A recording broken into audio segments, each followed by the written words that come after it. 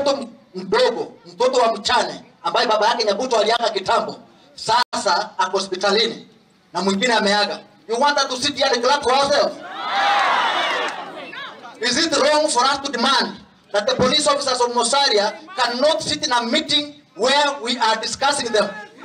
Hawa wako na shida. Tunaongea sasa, kila mama ambaye ameongea hapa. Uliona mama mwingine akiongea hapa na akasema alikuwa karibu kuwa raped. Huyu ni mama ya mtu, anatoshana mama yangu. Wamama kule Nyachenge wanafuruzwa usiku. Mama mwingine hapa amesema watoto hawezi enda province asubuhi because wakiamka kutoka kwao, wakienda na kuna giza, they will be raped. And this is not Baragoi. This is not mahali huko tunaita sijui no distance. Hapa ni Kisiii, Musalia, in a village. And you want people on DCC to continue speaking and castigate the officers who are armed. I am not armed. Hawa mama ambao wanaongea hapa hawana bunduki. Wewe uko na bunduki, askari wako na bunduki. Na unataka mimi niseme askari atolewe hapa, ako na bunduki, anifuate usiku.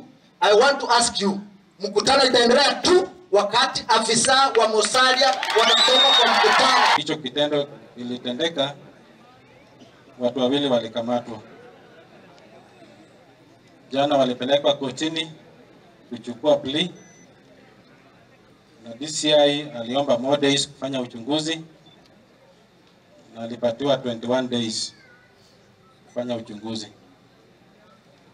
Already sample, DNA sample ilichukuliwa kutoka kwa marehemu, na kuanzia kesho pia sample itachukuliwa kutoka kwa suspects.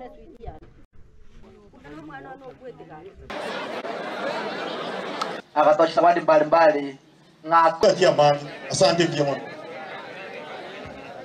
Na tukitigana na icio turoge nginya kuria kaunti-ini ya Kirinyaga kuria atongoria